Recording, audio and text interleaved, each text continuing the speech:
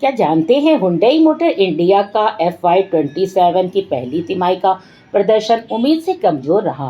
Company का शुद्ध मुनाफा 35% से घटकर 888.6 करोड़ रह गया, जबकि रेवेन्यू 0.5% घटकर 16,334.6 करोड़ रहा। सप्लायर की फैक्ट्री में आग लगने से करीब 13,900 वाहनों की उत्पादन प्रभावित हुआ और वेस्ट एशिया संकट के कारण भी निर्यात बहुत ही ज़्यादा कमज़ोर रहा।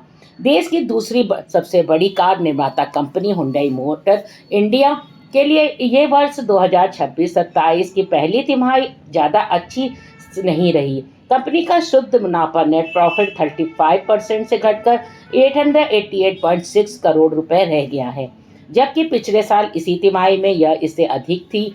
कंपनी के ऑपरेशन से आय रेवेन्यू की मामूली 0.5 से घटकर 16,334.6 करोड़ ही रह गया है।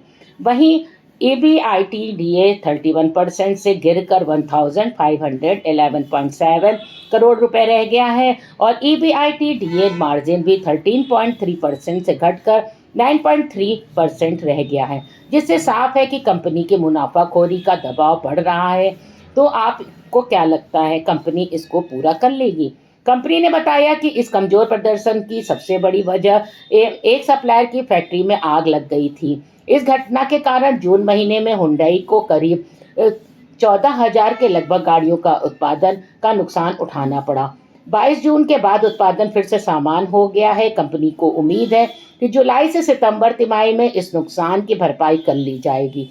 इसके अलावा पश्चिम एशिया में भारी तनाव की वजह से एक्सपोर्ट भी प्रभावित हुआ है, जिसका असर बिक्री और प्रॉफिट पर दोनों पर ही पड़ा हुआ है। जैसा कि आप जानते हैं कि हुंडई भारत में grand i10 Nios, i20, Aura, Verna Creta, Alcazar, Exter, Creta electric और आइनिक 5 जैसी कई लोकप्रिय गाड़ियां की बिक्री करती है। कंपनी का कहना है कि उत्पादन सामान्य होने के बाद आने वाले 3 महीनों में प्रदर्शन बहुत ही बेहतर होगा और घरेलू बाजार में एसयूवी की मजबूत मांग भी कंपनी के लिए पॉजिटिव एनर्जी का काम कर रही है। ये सभी जानते हैं शेयर बाजार फ्यूचर को देखता है, ये प्रेजेंट टाइम में पिछले परिणामों को नहीं।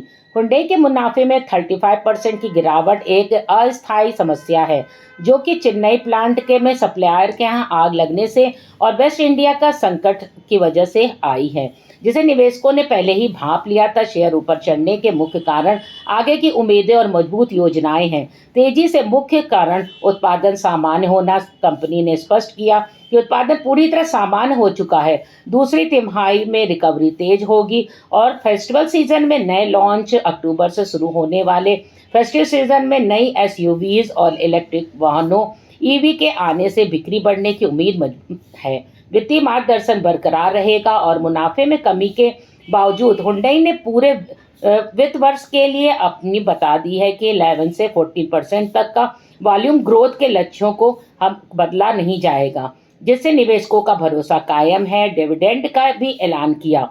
कंपनी द्वारा निवेशकों को फाइनल डिविडेंड 21 रुपये प्रति शेयर देने की घोषणा भी बाजार में सकारात्मक माहौल बना।